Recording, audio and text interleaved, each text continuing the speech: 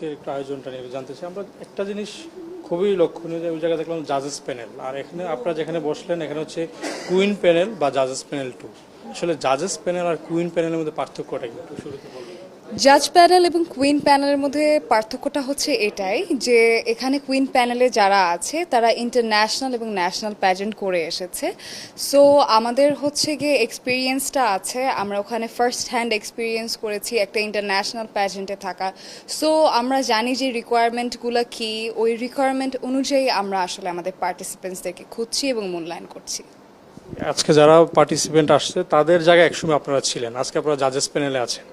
আসলে যারা পার্টিসিপেন্ট তাদের কি দেখছেন আপনারা বা কি দেখে আপনারা ইয়েস কার্ডটা দিচ্ছেন যেহেতু আমরা হচ্ছে মিস অ্যান্ড মিসেস এলিগেন্স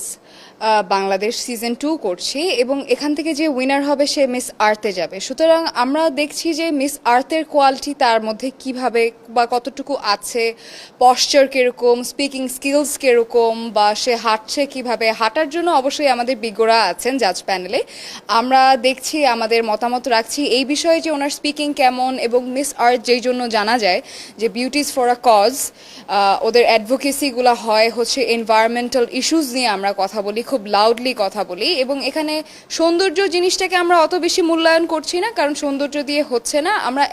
অ্যাডভোকেসিটাকেই বেশি মূল্যায়ন করছি স্যার মানে এই যে মিস আর্থ আর মিস আর মিসেস এলিগেন্স বাংলাদেশ এটার মধ্যে পার্থক্যটা আসলে কি মিস আর্থ এবং মিস অ্যান্ড মিসেস এলিগেন্সের মধ্যে আসলে পার্থক্যটা হচ্ছে যে এই দুইটা ডিফারেন্ট প্যাজেন্ট মিস আর্থ একটা pageant Miss and Mrs Elegance আর একটা প্যাজেন্ট যেহেতু আমাদের ন্যাশনাল ডিরেক্টররা এখন সেম সেহেতু আমরা এই জিনিসটাকে কম্বাইন করার একটা ডিসিশন নিয়েছি মানে এটা কি যাদের জন্য প্রাথমিক অবস্থা যারা থাকে তাদের জন্য মিস অ্যান্ড মিসেস এলিগেন্স বা এই টাইপের যেটা আছে এটা অতিক্রম করে কি মিস আর্থে যেতে হয় কিনা না এরকম কোনো বিষয় নেই আমি যখন নিজে মিস আর্থে গিয়েছিলাম আমি মিস আর্থ 2024 এর উইনার ছিলাম বাংলাদেশ থেকে তো এই জিনিসটা আসলে আমি যখন গিয়েছিলাম তখন আমার একটা ন্যাশনাল কম্পিটিশন হয়েছিল যেটা মিস বাংলাদেশ ছিল সো ওখান থেকে তারপর গিয়েছি সো এটা আমাদের প্রাথমিক ধাপ না এটা জাস্ট আমরা দুইটা শোকে কম্বাইন করেছি বর্তমানে যেহেতু আপনি মিস আর্থে আছেন বা এই ধরনের অনেক রকম প্রতিযোগিতায় আপনি জাজেস প্যানেলে আছেন বা নিজেও ছিলেন একসময়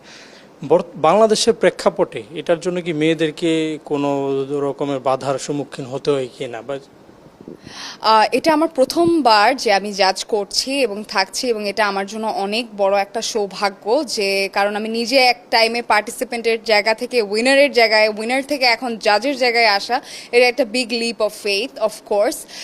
বাট আমার কাছে মনে হয় না যে এখন ওই বাধাগুলো আছে যে বাধাগুলো আমরা মনে করতাম এক সময় ওটা খুবই পুরনো খেয়াল হয়ে গিয়েছে এখন নিউ মাইন্ডসেটে যদি আমরা যাই